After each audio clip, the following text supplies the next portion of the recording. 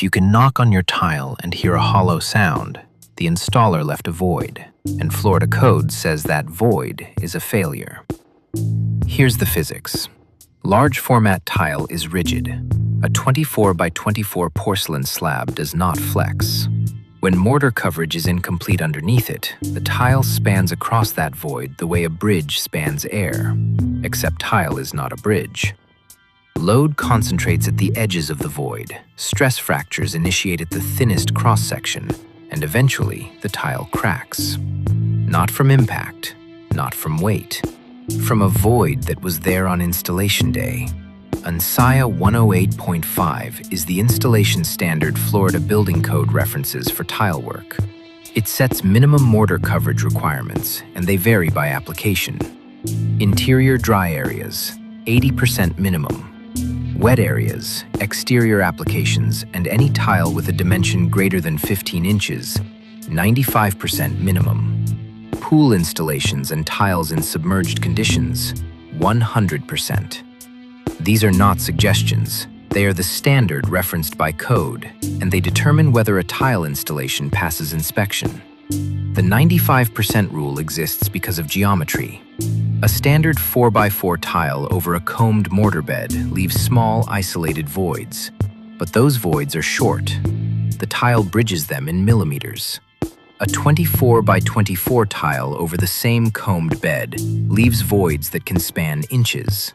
The tile bridges them with nothing but ceramic or porcelain, materials with excellent compressive strength and almost no tensile strength. Flex that tile across a void, even slightly, and you are loading it in tension. Porcelain fails in tension at roughly 3,500 to 4,500 pounds per square inch. Foot traffic and thermal cycling are enough. The method for achieving 95% coverage is backbuttering, combined with a properly combed mortar bed on the substrate.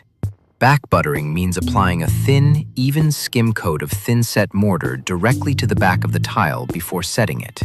The installer combs the substrate with a notched trowel, typically a 1/2 inch by 1/2 inch square notch or larger for tiles over 18 inches, then applies that skim coat to the tile back, then presses and beats the tile into position.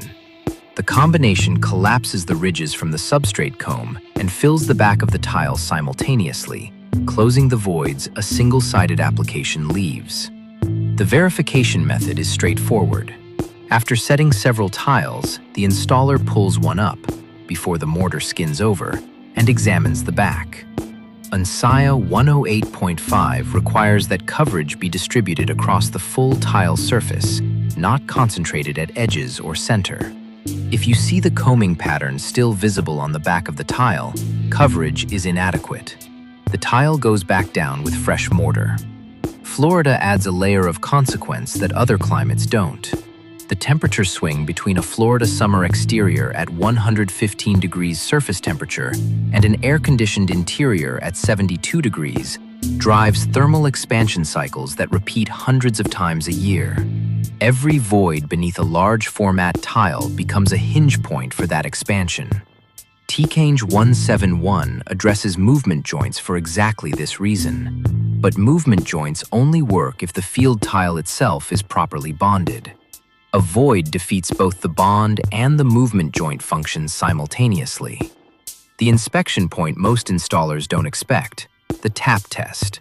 Some inspectors will knock on finished tile. The hollow sound, the one that tells you a void exists beneath the tile, is audible and identifiable. It is not an arbitrary quality standard.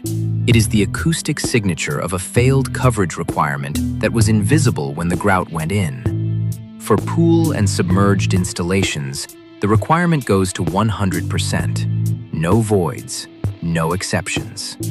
The hydrostatic pressure and thermal cycles in a submerged application mean any gap beneath the tile becomes a water infiltration point. If you're having large format tile installed in Florida, anything over 15 inches in any dimension, whether it's a floor, a shower wall, or an exterior patio, ask the installer about backbuttering before work begins. The coverage requirement is in the standard. The standard is in the code. That's the 95% rule. Not a best practice, the minimum. Share it with someone who's about to have large format tile installed. Subscribe for more Florida building code explained in plain language.